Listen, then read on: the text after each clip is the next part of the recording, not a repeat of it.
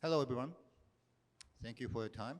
I saw that we were about to finish the conference, but this is the one last, the keynote speech of the 3 days. So I just want to take a moment, just think about these 3 days. Personally, I found myself learning a lot of stuffs. So we have a different the background and different profession, even from a different culture and places. So it's a really great honor to make our final speech. And also, I just want to say I'm glad to see I'm not only myself just doing the serving to the patient and the HCP to better to believing to the change the world. So with that, I just like to start with my keynote, Health Network, the need of a digital age. And I've been thinking how I go with my presentation. I know the minutes that I came to the conference, I knew that this is my last gig, and um, I said to myself, it's just I will go high or low, depend on the energy we have this audience. And I'm not saying this is the lowest, but I'll go casual, and then perhaps I'll go be quick. Let me introduce myself. I'm a employee of the Bristol Myers Squibb. What I'm doing is a digital marketing, but here today I came this conference as an individual. So the slide and the topic that I present today may not be our entire company's strategy, but I expect not huge gap between myself and a company corporate strategy either. Because I am the head of the digital marketing in Japan and spend a lot of time in a digital transformation, serving the HCPs and patients to the drive transformation, and also the agile, the way of the creating new services. So let me describe myself. I have the few background of the different industries. I started my career as IT, information technology, and then I moved to the consulting firm to serve to the healthcare providers and others. Then I changed my career from the client to the, oh no, sorry, from my advisor to the client. So started with the finance, and I was in an insurance company helping our policy holders to stay more healthy because at the end of the day, we realized that why they buying our product of the insurance. Do they want to gamble their life on a better or larger amount of money? Perhaps not. They want to stay in health. That's how I get into the healthcare, and now I'm at the lead of the marketing at the pharmaceutical company. So I'm glad that I can hear, but my 4 different backgrounds just brought me here. So I have a different background and maybe a little different view to see this world. And I would say I'm a failed entrepreneur in my life. I set up a few companies in the cybersecurity and other technology. Perhaps I would say if I failed, and if I succeeded, I'm probably not standing here and talking about healthcare. Rather, standing. Maybe I'm in Dubai, spending my life in a beach. But essential, I'm a marketer, so spend most of the time as a marketing and a business, the entrepreneur. So I'm looking at healthcare from a business point of view. So that's a little different point of view from many of you. But I think I found this different background serves my company and my stakeholders in a much better way. So I like to share some of the stuff. In my personal life, I do yoga. Yoga is the best things happen in my life. So I'm practicing yoga every day in the morning. I do the canoe and kayak paddling and cycle. I have 2 daughters and 1 wife, of course, not the 4 ex-girlfriends. Yeah, I'm talking about you, George. And then finally, I'm 44 years old, and I believe I could still change the world better.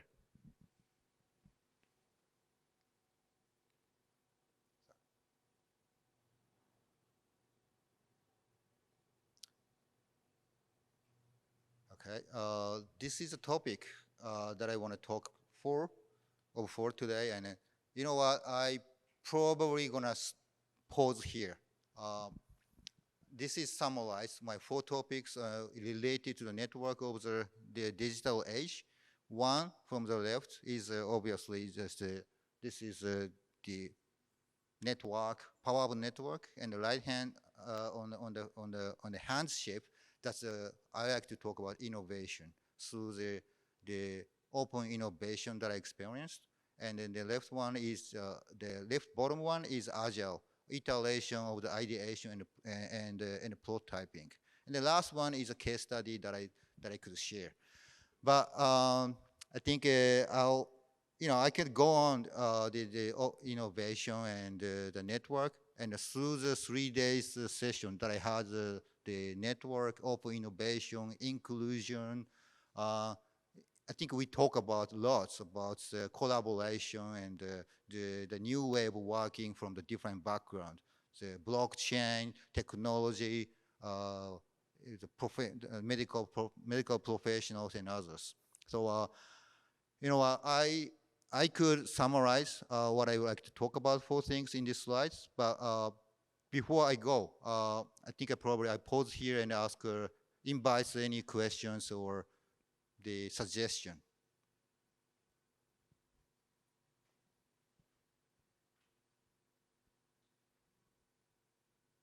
No? Okay, one person goes. Yeah, this is our last gig, so I just want to make more interactive as much possible. So I know none of us will say it, but most of us don't like social media, right? But we're supposed to connect with each other over social media, get each other's LinkedIn That's right. furiously.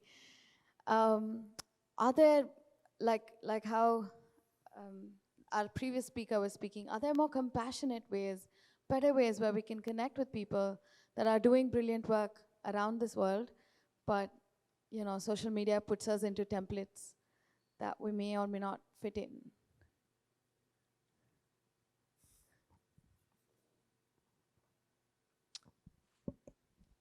All right, thank you. I could build on that, but I just anyone has the comment on those things. Are we connected social media through these 3 days? I know I connected a few of those. You could find me LinkedIn. Mostly I'm active in LinkedIn, Facebook, not these days, but yeah. Um, okay, so maybe I'll give you some segues just a little going on.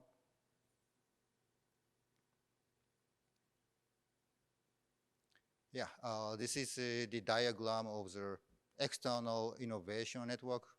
If you want to learn some multiple stakeholders to learning innovation, this is a typical way. We involve the academics, we involve the providers, pharmaceutical like us or medical providers, payers, regulations, government, and the technology, big tech guys, and the startup guys. So it's just all different the network that we could use.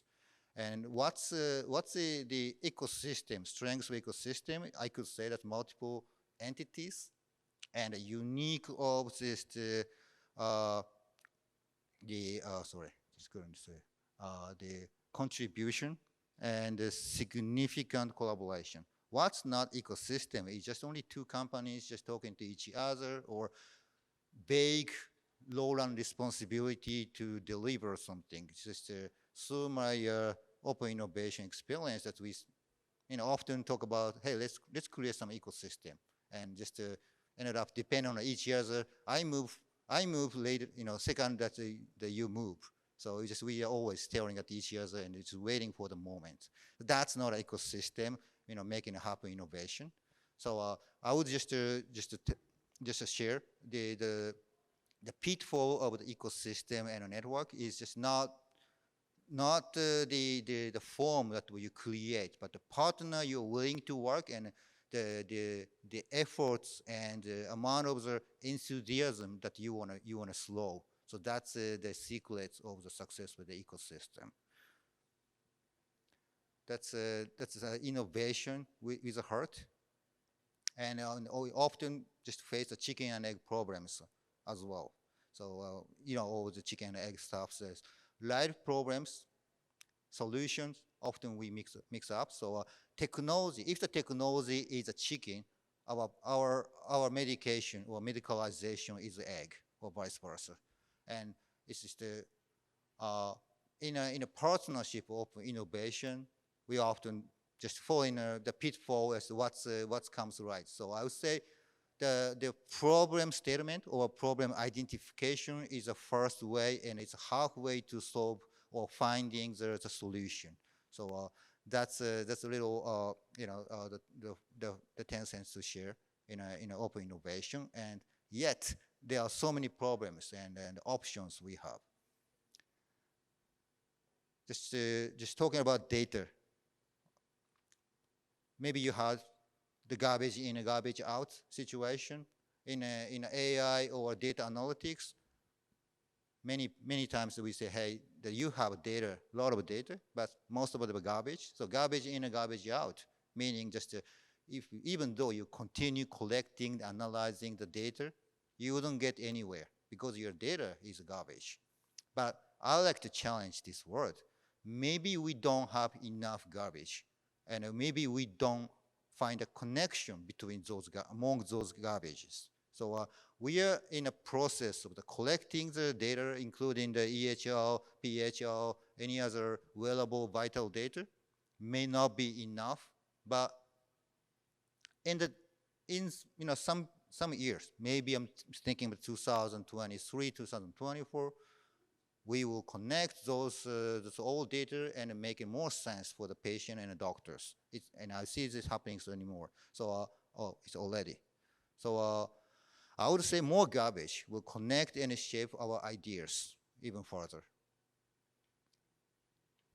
This is the illustration is what the data we are looking in a medical practice and the behind us. So in a pharmaceutical anyway, these are the data we are looking at in the shadow, and then we believe there's a real world data behind us. So what we are looking at is only the clinical data, limited the portion of the data with a procedure and cohort. But in a real world, and where we give the medication, there's a way bigger pool of the population and a different situation, personalization there. And how do we actually look at those real world data rather than just the shadow of the data? So how digital age can break through those limitations of data into the real world? That's a question I still have, and I hope that some of you have the opinion or the hint. Ethnography is one way that we are often use in a pharmaceutical. In a panel discussion, we had IQVIA. We in Japan or many countries, we partner with IQVIA and trying to find out what's the truth in a patient or what's truth in hospitals. We spend $1 billion every year to find out those things.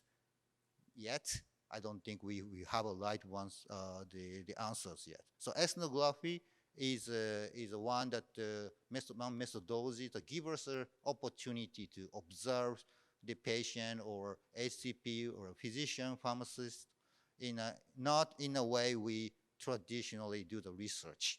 So in other words, it's just we keep looking at, observing it with the technology. The more recent of the ethnography we did was only on the video interview and webcam observation. So we're not even there in a hospital. So we like to erase our existence or bias and just to keep the third-party objectives and trying to find something that we could solve or something we could improve from the patient's life from end to end.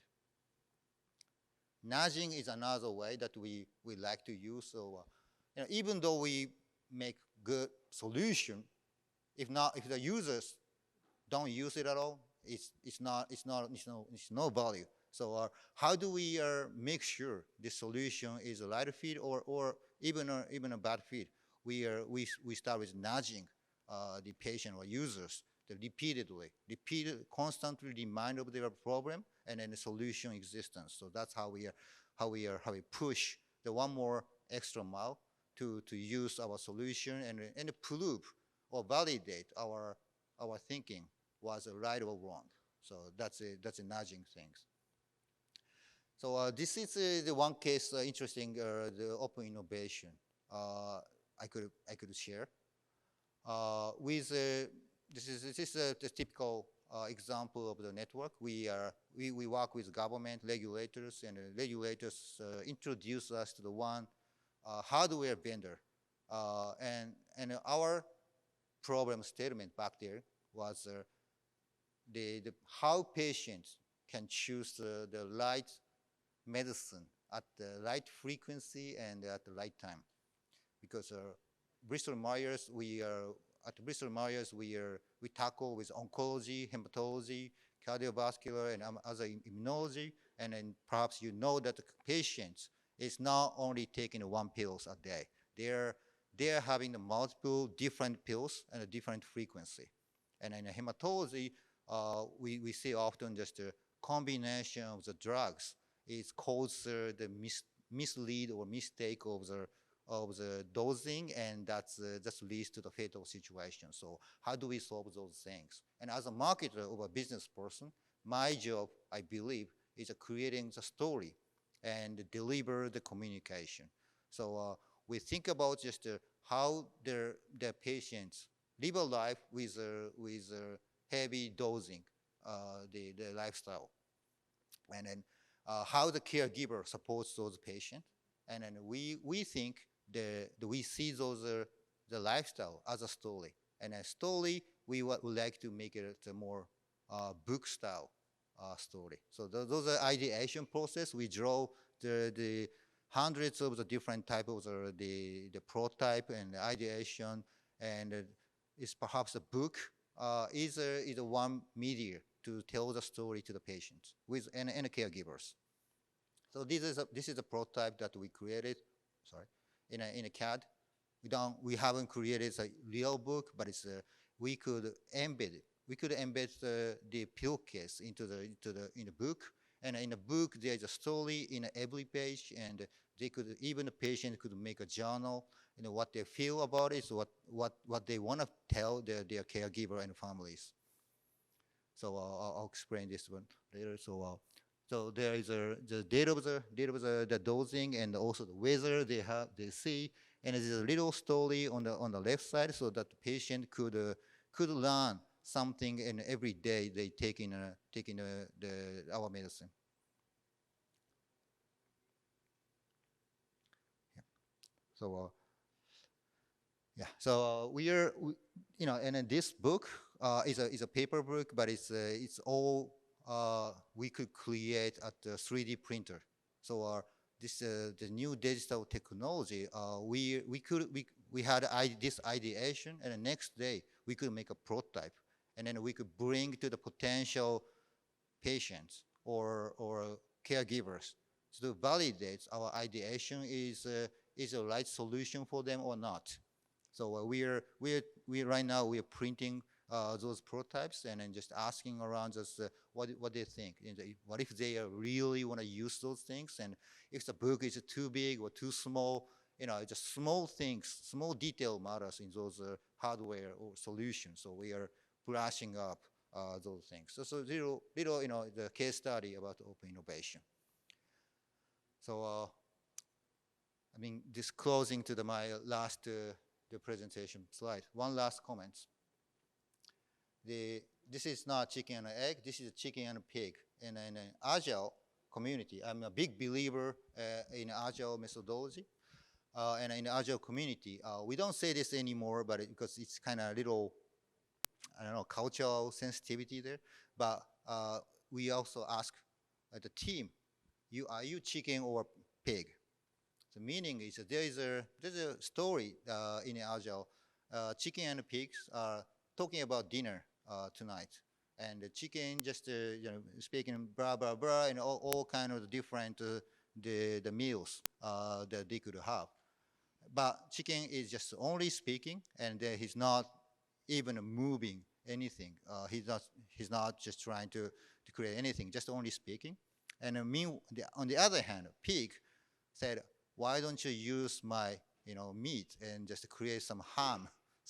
So in this analogy, the pig is a developer, using their hands to create something. But chicken is, on the other hand, just criticizing others and speaking. So in the real world, we have both chicken and pigs, and sometimes you are chicken and pig slash something else. But it's in a creating team or in agile, we always just label if you are chicken or pigs, and hopefully we could have more pigs to deliver our solution and solve the pain and the problems in the world.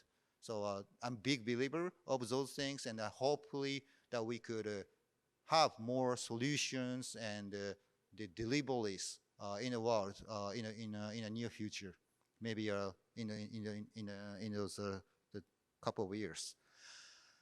Okay, so this is my last slide, and I'll close my presentation. But I'd like to have more opinion and questions if I have. Okay, yes.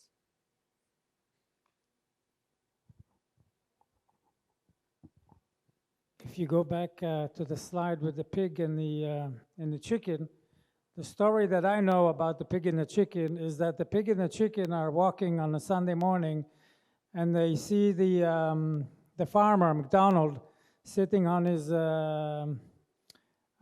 deck eating his breakfast, and the chicken says, "You know, I was involved in that breakfast. I gave him the eggs."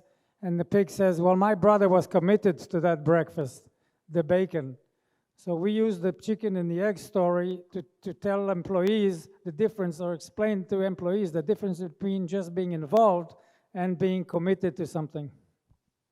That's very interesting. So yeah, chicken egg and chicken ham or chicken pig is a quite this, well, sometimes confusing but very useful analogy. Yeah, thank you for sharing.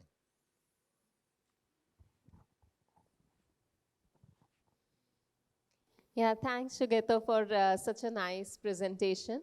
I had one question, when this is very, I am a big fan of digital age in health networking, and I think it will really add value as it grows. But one thing, and what challenge we face even when we use these technologies in clinical trials, or in patients, or when it's reached to the patients, the thing is the cost that comes with. The cost is added too much.